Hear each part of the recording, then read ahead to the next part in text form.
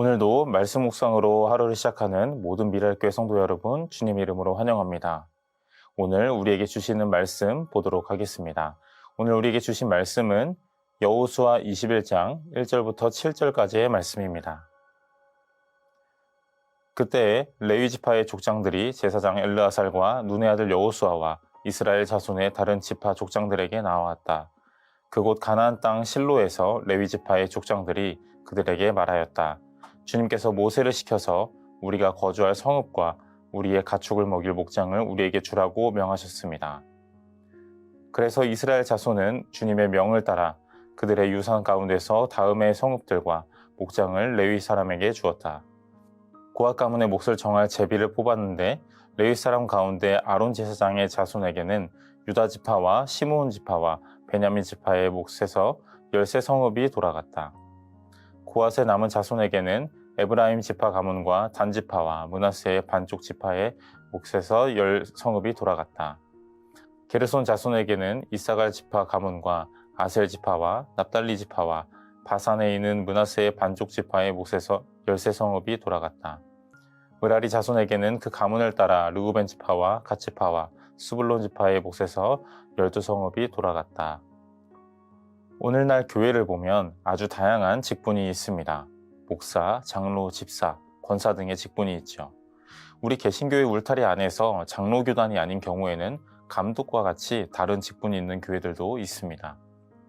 이러한 직분은 구약 성경 안에서도 그 근거 혹은 연결성을 가지고 있기는 하지만 모두 신약시대 때 생긴 직분입니다. 그리스도께서 머리가 되어주시는 교회를 섬기기 위해 하나님의 백성들인 성도들을 섬기기 위해 만들어진 직분입니다. 그런데 오늘날의 유형교회의 형태가 생겨나기 전인 구약시대에도 직분이 있었습니다. 물론 이 직분이라고 하는 말을 어떻게 정의하는가에 따라 카테고리가 달라질 수 있겠지만 구약시대에도 하나님을 섬기고 공동체를 섬기는 직분이 있었습니다. 그중 하나가 바로 제사장이었습니다. 제사장은 아론을 시조로 하는 레위 지파에서만 세워질 수 있도록 하나님께서 인도하셨습니다. 오늘 본문은 이러한 레위 지파의 족장들이 나와 자신들이 거주할 성읍과 가축을 먹일 목장을 요구하는 장면입니다. 이 장면이 인상적인 이유는 자신들이 거주할 성읍과 목장을 달라고 다른 지파가 아니라 레위 지파가 했기 때문입니다. 여러분, 레위 지파는 어떤 사람들입니까? 방금 말씀드린 것처럼 이 제사장이 뽑히는 지파입니다. 제사장은 제사를 담당함으로써 백성들은 하나님께 나아가고 하나님께서는 그들을 통해 드려지는 예배를 받아주셨습니다. 그래서 그들의 주요 직무는 하나님의 처소인 성소를 관리하고 예배를 섬기는 일이었습니다. 생업을 위해 다른 일을 하는 것이 아니라 하나님을 섬기고 백성들을 섬기는 일을 했던 사람들이었습니다. 언뜻 보면 제사장들은 하나님이 임재하시는 처소를 관리하고 제사를 담당하는 사람들이기 때문에 늘 자신들이 타락하지 않도록 재물을 멀리해야 할 것 같은데 갑자기 레위 지파가 재물에 눈이 멀어서 물질을 강력히 요구하는 것처럼 보이기도 합니다. 하지만 레위 지파가 성읍과 가축을 기를 목장을 요구하는 것은 그들이 마땅히 행할 수 있는 권리였습니다. 이 내용은 이미 모세 시대 때 하나님께서 약속하신 내용이었기 때문입니다. 오늘 본문 앞에서 이미 레위 지파가 받을 기업이 없다는 것이 반복적으로 나왔지만 그럼에도 불구하고 그들이 땅을 요구했던 것은 하나님의 약속이 있었기 때문입니다. 그래서 결국 이스라엘 전역에서 조금씩 땅을 분배받을 수 있었던 것이지요. 그런데 여기서 우리가 눈여겨볼 것은 이 레위 지파의 족장들이 땅을 요구하고 받는 장소입니다. 오늘 본문 2절을 보면 그곳 가나안 땅 실로에서 레위 지파의 족장들이 그들에게 말하였다라고 말씀합니다. 레위 지파가 땅을 요구하고 그 땅을 받게 되는 장소가 바로 실로였습니다. 여러분, 이 실로라고 하는 곳은요, 에브라임 산지에 위치한 성읍이었는데요. 그곳에는 하나님의 임재를 상징하는 회막이 있었습니다. 그래서 이곳은 이스라엘의 종교 중심제와도 같은 곳이었고 여기서 땅 분배나 제사와 관련된 아주 중요한 일들이 결정되기도 했습니다. 이러한 실로에서 레위지파의 족장들은 제사장 엘르아살과 눈의 아들 여호수아와 이스라엘 자손의 다른 지파 족장들에게 나와서 자신들의 기업을 달라고 요청한 것이지요. 그리고 실제로 땅을 분배를 받았습니다. 이것은 하나님께서 실행하신 언약이 성취되는 사건이었습니다.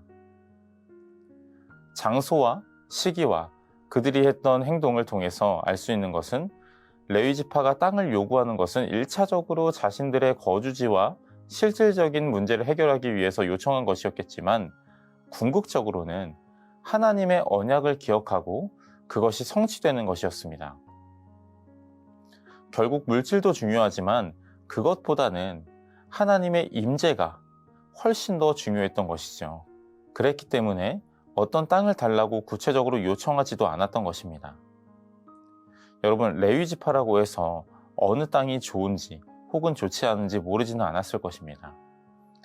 그 넓은 땅 가운데 어디가 좋고 나쁜지 정도는 충분히 알고 있었고 당연히 요구할 수도 있었을 것입니다.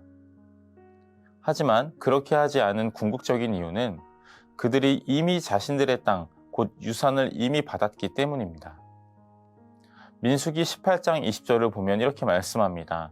주님께서 아론에게 말씀하셨다. 너는 그들의 땅에서는 아무런 유산도 없다. 그들과 더불어 함께 나눌 몫이 너에게는 없다. 이스라엘 자손 가운데서 내가 받은 몫, 내가 차지할 유산은 바로 나다. 레위지파의 시조인 아론에게 하나님께서 어떻게 말씀하십니까? 너희들이 다른 형제들처럼 받을 땅, 곧 유산은 없다. 다만 너희들이 다른 형제들과는 다르게 받을 유산이 딱 하나가 있는데 그 유산이 바로 하나님이다 라고 말씀하고 있는 것이죠. 여러분, 만약에 이 말을 사람이 했다면 마음이 어땠을까요? 재산과 자녀를 풍성하게 가지고 있는 아버지가 다른 형제들에게는 유산을 모두 나눠주고 나에게는 내가 너의 유산이다 라고 말하면 마음이 어떻겠습니까? 어떻게 말해야 할지 모르겠으면서도 마음이 굉장히 쉽지 않았을 것입니다. 다른 형제들에게 질투가 나기도 했겠죠. 하지만 레위지파에게 허락된 유산은 사람이 아니라 하나님이었습니다. 하나님이 함께 하시는 것, 곧 임재를 자신들의 유산으로 허락을 받게 된 것이죠.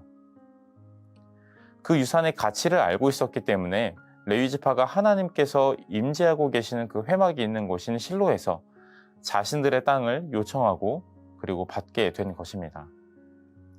실제로 땅을 받고 싶어서가 아니라 이미 약속된 땅을 얻고 언약의 성취로 인한 하나님의 임재를 얻기 위해서 그렇게 한 것입니다. 그래서 구체적으로 어떤 땅을 달라고 하지도 않은 것이죠. 하나님의 말씀이 이루어지고 하나님이 자신들과 함께하면 된다는 확고한 믿음과 건강한 가치관이 있었던 것입니다. 여러분, 오늘 본문을 통해서 우리가 생각해 보면 좋을 것은 나는 과연 어떤 가치관을 가지고 살아가는가에 대한 부분입니다.